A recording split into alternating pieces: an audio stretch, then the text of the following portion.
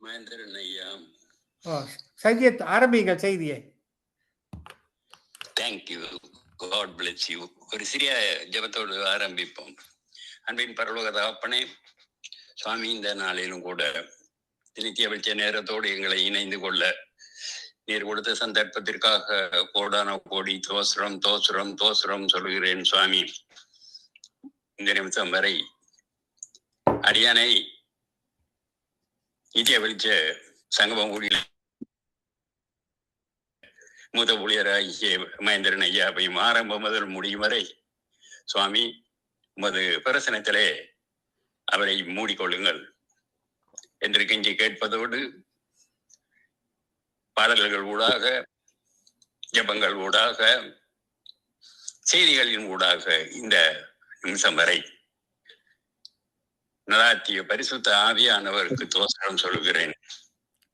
அதவனமாக இந்த ஊழியத்தை தைரியத்தோடு செய்கின்ற லெஸ்லி ஐயாவையும் அவருடைய வாரியாரையும் அவருடைய பிள்ளைகள், பேர பிள்ளைகள், இனபந்துக்களையும் அவரோடு கைகோத்து நிற்கின்ற ஒவ்வொரு ஊழியக்காரிகளையும் சுவாமி நீர் உமது இரத்த கோட்டைக்குள் மூடிக்கொள்ளுங்கள் என்று கெஞ்சி நிற்கின்றேன். அதவனமாக அடியானையும் இன்றைய நாளில் அவர்களோடு இணைந்து ஒரு செய்தி கொடுக்க நீர் கொடுத்த சந்தர்ப்பத்திற்காக தோசரம். என்னுடைய செய்தி, எங்களுக்கு தேவை ஒரு நெருப்பு தழல். அதாவது அப்பொழுது செராபியன்களில் ஒருவன் பலிபீடத்திலே வந்து தன் கையிலே பிடித்திருந்த குரட்டினாலே ஒரு நெருப்பு தழலை எடுத்து என்னிடத்துல பறந்து வந்து, அதனால என்னுடைய வாயை தொட்டு, இதோ இது உன் உதடுகளை தொட்டதினாலே உன்னுடைய அக்கிரமம் நீங்கி உன் பாவம் நிவர்த்தி ஆனது என்றான் என்று எசையா தீர்க்கதரிசியின் புத்தகம் 6வது அதிகாரத்துல 6-7வது வசனத்திலே வாசிக்கின்றோம். இன்றைக்கு தேவை அக்கினி தழல்கள், நெருப்பாக பற்றி பிடித்து தேசமெங்கும் பரவும் அக்கினி தழல்கள். கர்த்தர் உங்களை அக்கினி தணலாக பயன்படுத்த விரும்புகிறார். கர்த்தர் தேவாதி தேவ தூதர்களுக்கு இல்லாத ஒரு மேன்மையான ஒரு காரியத்தை நமக்கு செய்கின்றார் என்று வாக்களித்து இருக்கின்றார். தேவ தூதர்களை காற்றுகளாகவும் தம்முடைய ஊழியக்காரர்களை அக்கினி ஜுவாலையாகவும் செய்கின்றார் என்று எபிரேயர் 1:7 வாசிக்கின்றோம். எசாயாவின் உதடுகளை தொட்ட கர்த்தர் ஒரு செராபினை அனுப்பி இடத்திலே இருந்து தன்னுடைய கைகளிலே பிடித்து ஒரு குரட்டினால ஒரு நெருப்பு தணலை எடுத்து அதனால் எசாவினுடைய வாயை தொட்டதினான். அந்த பலிபீடத்தின் கல்வாரி சிலுவை, அதிலே இருந்து எடுக்கப்பட்ட நெருப்பு தணல் தான் பரிசுத்த ஆவியின் அக்கினி. இந்த இரண்டும் உங்களுடைய உள்ளத்திலே கொழுந்து விட்டு எறிவதாக. சிலுவையிலே அறையுண்ட கிறிஸ்துவின் மனதுருக்கம், பரிசுத்த ஆவியின் அக்கினியின் அபிஷேகமும் தேசத்திலே ஒரு வெறும் எழுப்புதலை பற்ற வைக்கும். உங்களுக்கு நல்ல படிப்பு இருக்கலாம், ஆனால் நல்ல படிப்பு இருக்கலாம், பட்டம் இருக்கலாம், பிரசங்க பண்ணக்கூடிய சாதுரியம் இருக்கலாம், நன்றாக பேசும் திறமை இருக்கலாம். ஆனால் பரிசுத்த ஆவியானவர் அக்கினி இல்லாமல் உள்ளங்களை தொட முடியாது. தேவனுடைய வல்லமை வெளிப்படவும் முடியாது என்று உங்களுக்கு சொல்லுகின்றேன். Thank you Holi spirit. பேதர் ஒரு படிப்பு அறிவு இல்லாதவன், பேதமைதான், மீன் பிடிக்கிறவன் தான். ஆனால் மேல் வீட்டு அறையிலே காத்திருந்து ஜெபித்து தன்னை அக்கினினாலே நிரப்பிக் கொண்டான். அக்கினிமயமான நாவுகள் அவர் மேலே அமர்ந்தது என்று அப்போஸ்தலர் நடவடிக்கையில 2வது அதிகாரத்திலே 4வது வசனத்துல வாசிக்கின்றோம். ஆகவே அவர் பிரசங்கித்த பொழுது ஜனங்களுடைய இருதயத்தில் குத்தப்பட்டார்கள். முதல் பிரசங்கத்திலேயே 3000 பேர் ரட்சிக்கப்பட்டார்கள்.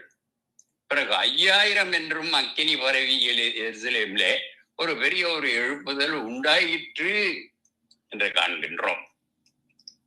எழும்பி பிரகாசி உன் ஒளி வந்தது, கர்த்தருடைய மகிமை உண்மையில உதித்தது.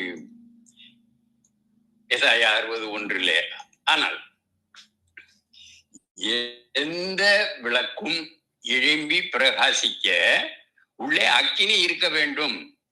அக்கினி ஜுவாலையில் இருந்துதான் பிரகாசம் வருகிறது. அக்கினி இல்லாதபடி பிரகாசம் இல்லை. பரலோகத்தில் அக்கினி 2 காரியங்களை நமக்குள் கொண்டு வருகின்றது. ஒன்று, வேண்டாத அசுத்தங்களை பாவங்களை சுட்டு எரித்து சாம்பலாக்குகின்றது. மறுபக்கம் சுடர் விட்டு சுவாலையாக பிரகாசிக்கின்றது. இசாயாவின் உதடுகளிலே அசுத்தம் இருந்தது. ஆகவேதான் அவர் கதறினார், ஐயோ அகமானேன். அசுத்த உதடுகளான மனுஷன், அசுத்த உதடுள்ள மனிதர்கள் நடுவிலே நான் வாசம் பண்ணுகின்றேன் என்று சொல்லுகிறார். எசாயா 6வது அதிகாரம் 5வது வசனத்திலே, தம்மை தாழ்த்திய தமது குறைகளை அறிக்கையிடும் பொழுது பரலோக அக்கினியின் பாவங்களை அக்கிரமங்களை மீறுதல்களை சுட்டரித்து சுத்திகரிக்கின்றது. உங்கள் வாழ்க்கையில எந்த பகுதியில் உங்களுக்கு சுட்டரிக்கப்பட தேவை?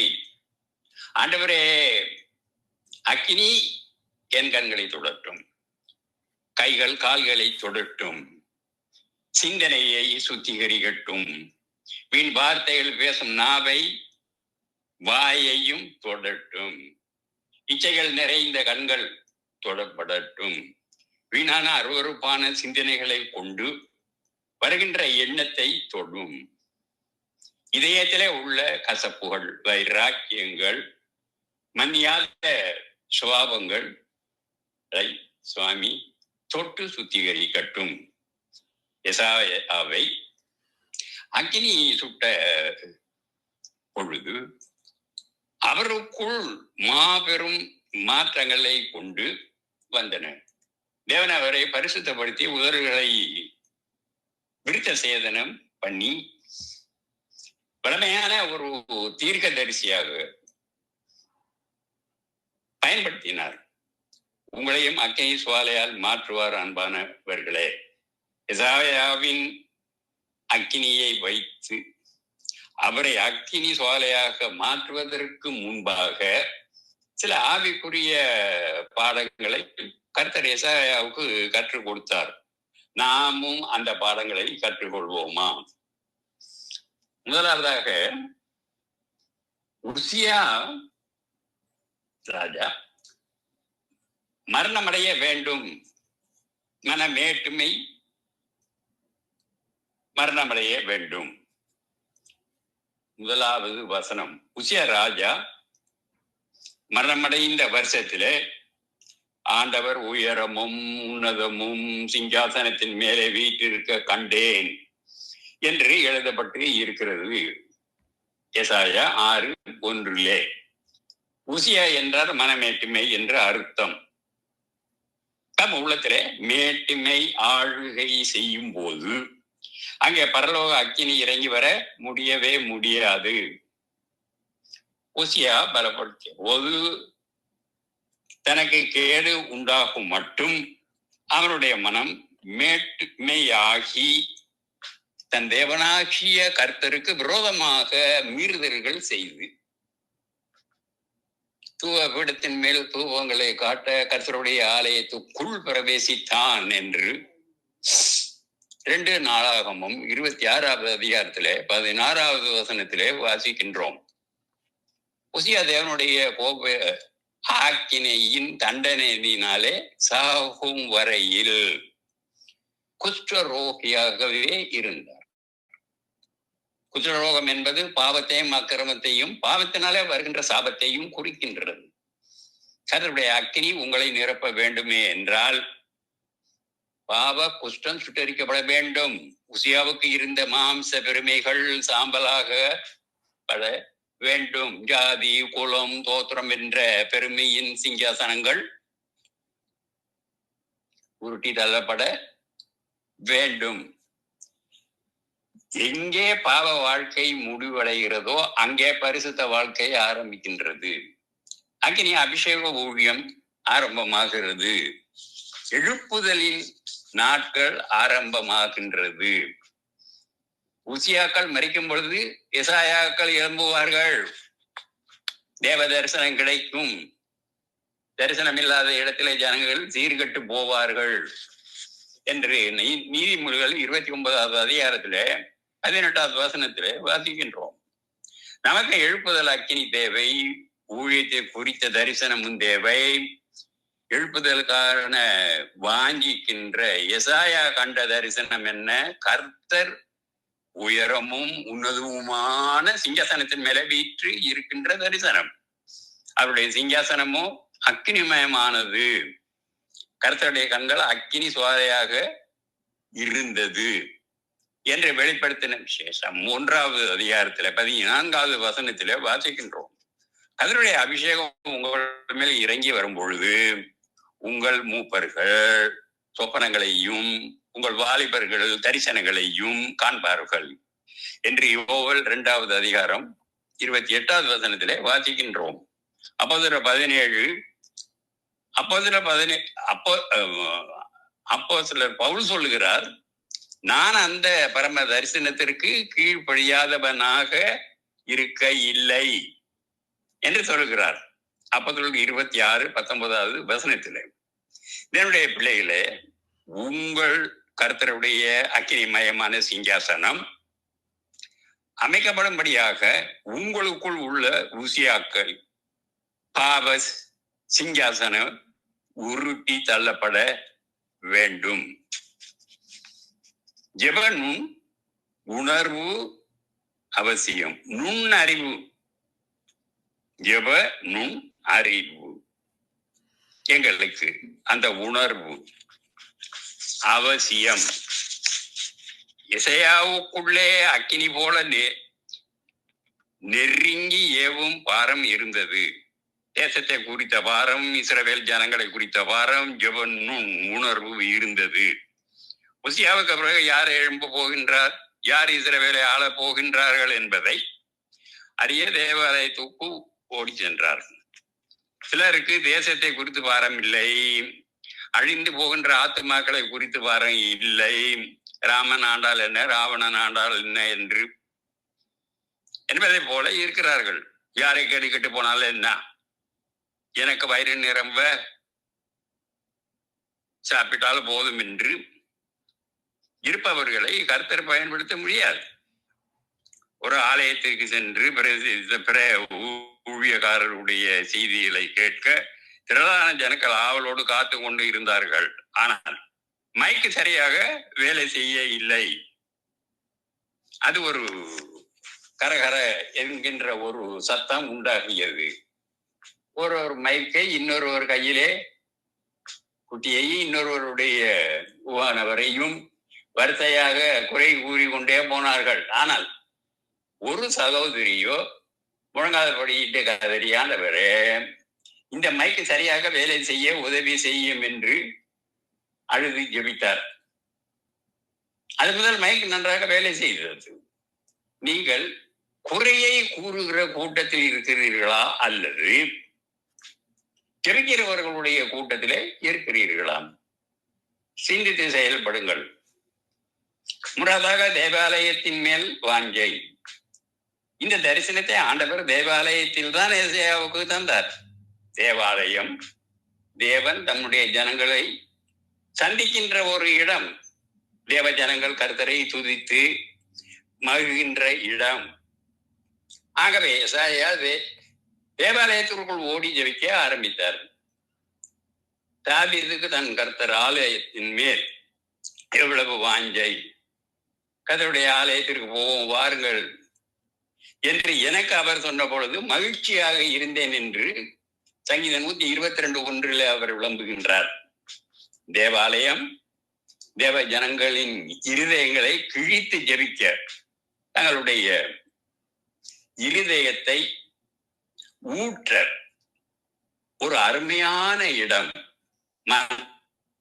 கசந்து போய் இருக்கின்ற அன்னாதனுடைய கண்ணீரை சிந்து மாறுதல் பெற ஓடிய இடம் எங்கே?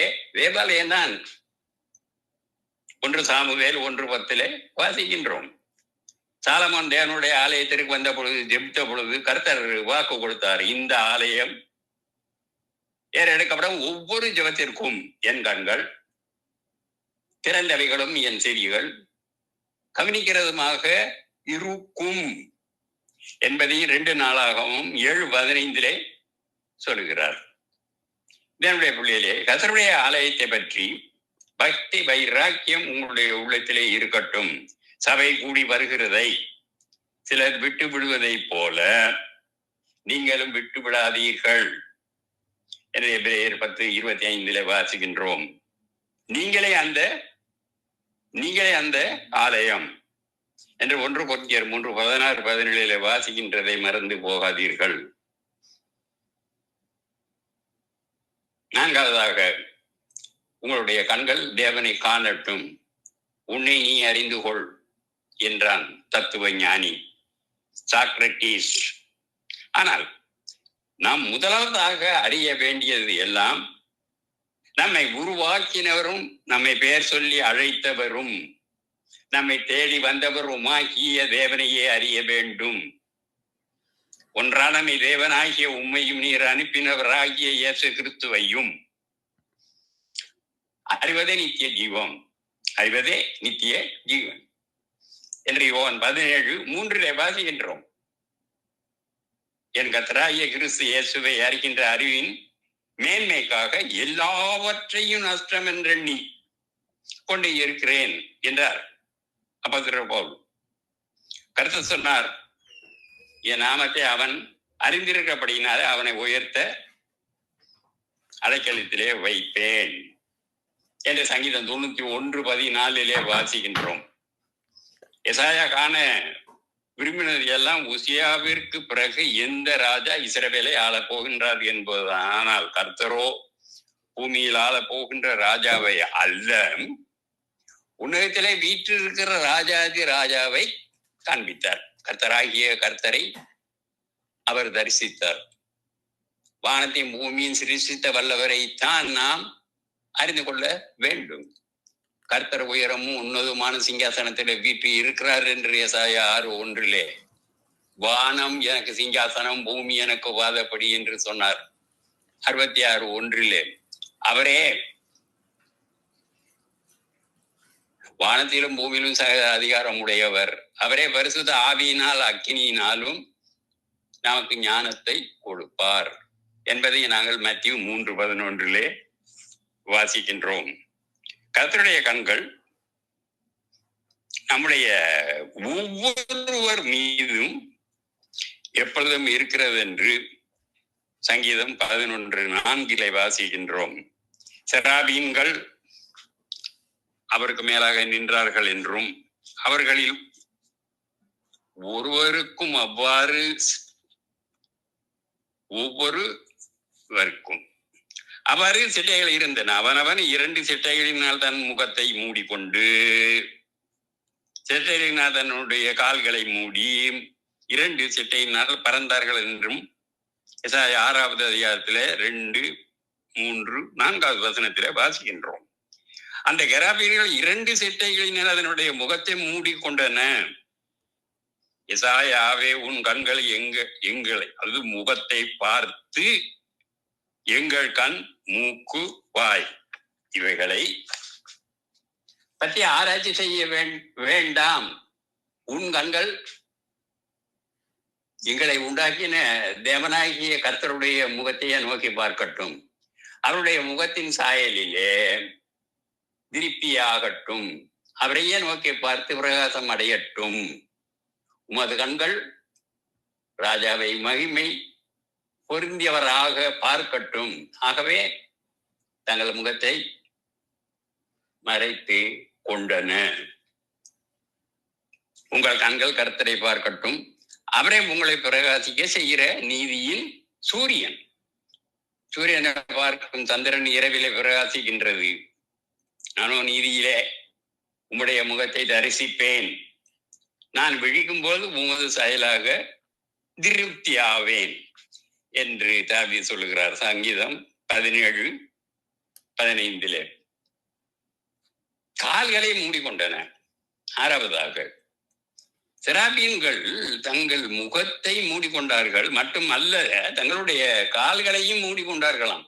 கால்கள் என்பது சுய சித்தத்தை குறிக்கின்றது. அநேகர் கண் போன போக்கிலே கால் போகின்றது, கால் போன போக்கிலே மனம் போகின்றது, முடிவிலே ஒரு கொடிய பாவத்திலே விழுகிறார்கள். உங்களுடைய கால்கள் மூடப்படட்டும், கர்த்தருடைய சித்தமே உங்களுடைய வாழ்க்கையில் நிறைவேறட்டும்.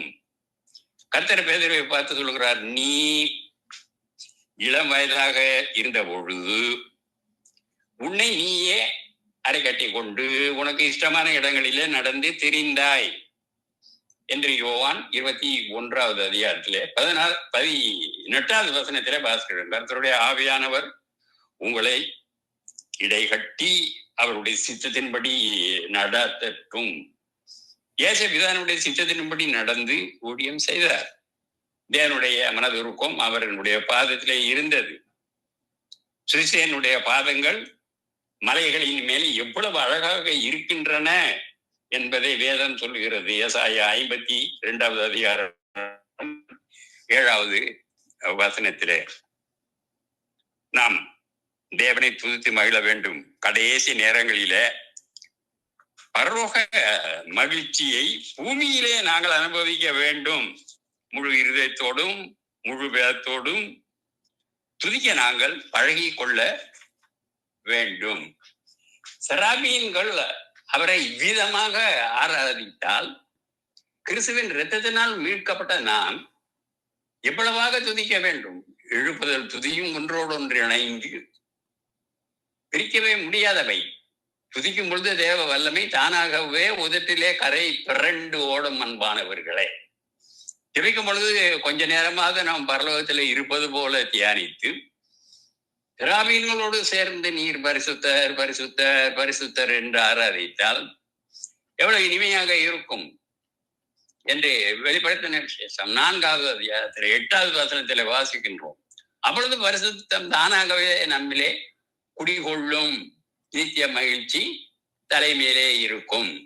8வதாக, மனங்கசந்து அழ வைக்கும் பாவ உணர்வு.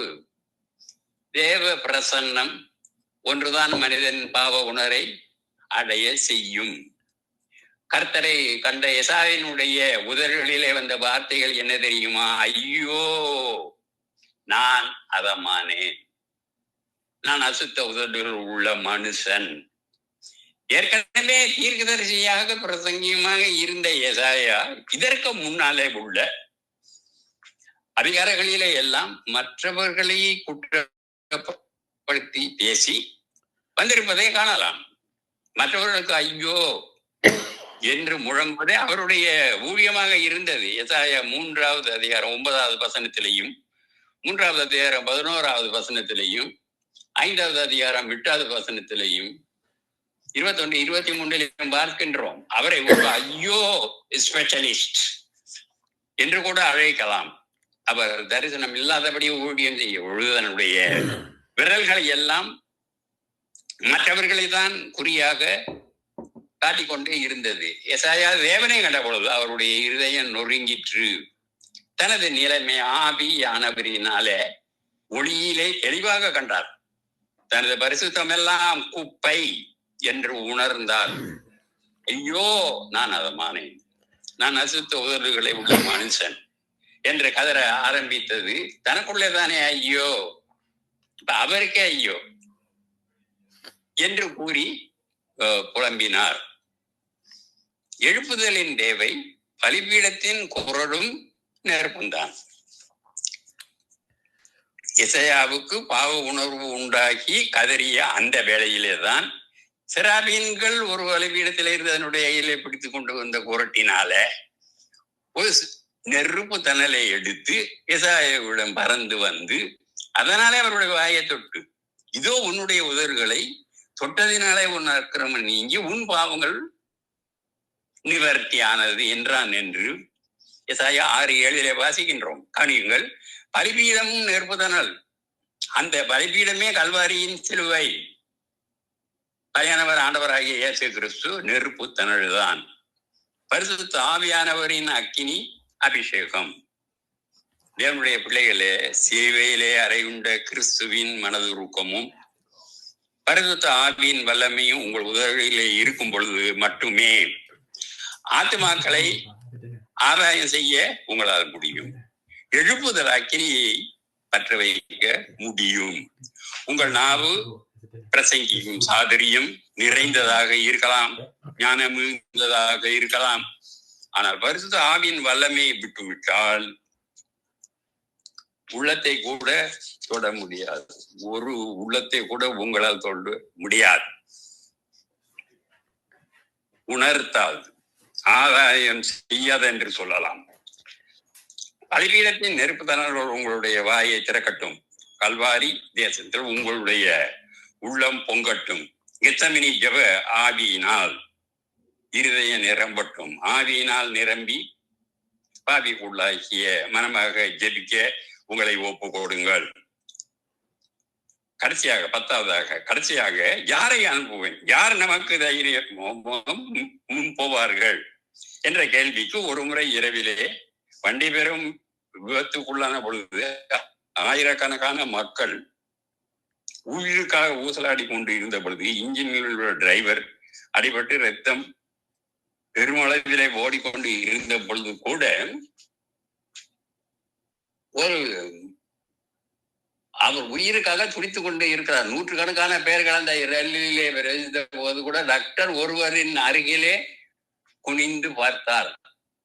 ஐயோ, மாத்திரை மருந்துகள் என் கருவிகளையும் உபகரணங்களையும் எடுத்துக்கொண்டு நான் வரவில்லையே, என்னால் ஒன்றுமே செய்ய முடியவில்லையே, என் கருவிகள் என்னிடத்தில் இருந்திருந்தால் எத்தனையோ பேரை நான் இப்பொழுது காப்பாற்றி இருப்பேனே என்று அவர் புலம்பினாராம். எனக்கு அன்பானவர்களே, நீங்கள் கர்த்தருடைய கருவியாக இருப்பீர்களா? இந்த தேவையான நேரத்திலே நீங்கள் அவர் கையின் ஆயுதமாக இருப்பீர்களா? ஆண்டவர் அங்காளிக்கின்றார். யாரை நான் அனுப்புவேன்? யார் தமது காரியங்களுக்காக போவான்? உங்கள் இருதயத்தை தட்டி உங்களுடைய ஜீவனை கொடுக்க உங்களுடைய இரட்சகர் வாஞ்சையோடு கேட்கும் கேள்வி இது. நீங்கள் அவரில் அன்பு கூர்ந்து அவரது ஊழியத்தை செய்வீர்களேயானால் என்று மதுருக்கத்தோடு பேதருடன் கர்த்தர் கேட்டார், நீ என்னை நேசிக்கின்றாயா? நீ என்னை நேசித்தால் என் ஆடுகளை மேய்ப்பாயா என்கின்ற கேள்வியை யோவான் 21வது அதிகாரத்திலே 14வது வசனத்திலே வாசிக்கின்றோம். கண்களை ஏறெடுத்து பாருங்கள், காலங்கள் உருண்டோண்டி விட்டன, தீர்க்கதரிசனங்கள் நிறைவேறி கொண்டு இருக்கின்றன, அந்தி கிறிஸ்தனுடைய ஆட்சியும் நெருங்கி விட்டது. ஆனால் நமது தேசமோ இன்னும் இருளில் கிடக்கிறது. எரேமியா புலம்புகிறார், அறுப்பு காலம் சென்றது, கோடை காலம் முடிந்தது, நாம் ரட்சிக்கப்பட இல்லை என்று எரேமியா 8:20 நாங்கள் வாசிக்கின்றோம். எசாயா முன் வந்தார், உறுதியோடு தீர்மானம் செய்தார், இதோ அடியேன் இருக்கின்றேன், என்னை அனுப்பும் என்று எசாயா 6:8 பார்க்கின்றோம் என்று தன்னை ஒப்பு கொடுத்தார். நாமும் கண்ணீரோடு கர்த்தரிடம் கதறுவோம், ஆண்டவரே என் அனுப்பும், எழுப்புதல் பாத்திரமாக்கும். ஆம், எழுப்புதல் உங்களின் உள்ளங்கள் மூலமாக தேசத்திலே ஆரம்பிக்கட்டும் என்று உங்களுக்கு சொல்லுகின்றேன். அதாவது உங்கள் மீது நோக்கமாக அவருடைய கர்த்தருடைய கண்கள் இருக்கின்றது என்று சங்கீதம் 33:19 வாசிக்கின்றோம். ஆம், நம் ஆண்டவர் நமக்காக இன்றும் உயிரோடு இருக்கிறார். அவருடைய கண்கள் நம் எல்லோர் மேலும் இருக்கின்றது. விசேஷமாக தம்மை பற்றி உத்தம இருதயத்தோடும் பக்தியோடும் தம்மை தேடுகின்ற தம் பக்தர்கள் மீது அவர்களுக்கு எப்பொழுது உதவி செய்ய கவனமாக அவர் பார்த்து கொண்டே இருக்கிறார். என்று சங்கீதம் 34:15 வாசிக்கின்றோம். அவருடைய வல்லமை நிறைந்த கரங்கள் அத்தகையோருக்கு சமயத்திற்கேற்ற நன்மைகளை தந்து வழி நடத்தும் என்று உங்களுக்கு நான் சொல்ல ஆசைப்படுகின்றேன். எனவே என்னுடைய செய்தியை இதோட முடித்துக் கொண்டு ஒரு சிறிய ஜெபத்தோடு முடிப்போம். அன்பு தெய்வமே, நீர் இவ்வளவு சமீபமாக இருப்பது எங்களுக்கு எவ்வளவு ஒரு சந்தோஷமாக இருக்கிறது சுவாமி. நீர் ஒருவரே எங்களை காண்கின்றவர், எங்களை வழி நடத்துகிறவர் என்று நாங்கள் உம்மை சோசரிக்கின்றோம். இன்று முதல் நீரே எங்களுக்கு நம்பிக்கை. உம்மை பற்றி கூட இயேசுவின் நாமத்தினால் ஜெபம் ஏறெடுக்கிறோம் பிதாவே என்று சொல்வதோடு, சங்கம கிறிஸ்தவ வானொலியின் ஊடாக இந்த செய்தியை கேட்கிறவர்களும் மனம் திரும்பி கர்த்தரை அல்லாதபடி ரட்சிப்பு எங்களுக்கு இல்லை என்பதை உணர்ந்தவர்களாக ஞானசாரம் எடுத்து ஒரு நித்திய வெளிச்சத்துக்குள் வர சுவாமி நீங்கள் செய்து கொண்டிருக்க காரியத்திற்காக உமக்கு கோடான கோடி தோத்திரம், எங்கள் ஜெபத்தை கேட்கிறதற்காக உமக்கு கோடான கோடி தோத்திரம் சொல்லி அவர்களையும் சுவாமி இந்த சந்தோஷமான இயேசு கிறிஸ்தனுடைய சபைக்குள்ளே இழுத்து வாருங்கள் என்று கெஞ்சி ஒருமனப்பட்ட ஜெபம் கேட்கின்றோம். எங்கள் அன்பின் பரலோக தகப்பனே, கர்த்தராகிய இயேசு கிறிஸ்துவின் நாமத்தினாலே ஜெபம் கேட்கிறோம் என்று சொல்லி என் செய்தியை முடித்துக் கொண்டு மறுபடியும் உங்களோடு சந்திக்கும் வரை உங்களிடமிருந்து விடைபெறுகின்றேன். ஆமேன், ஆமேன், ஆமேன். Sister tally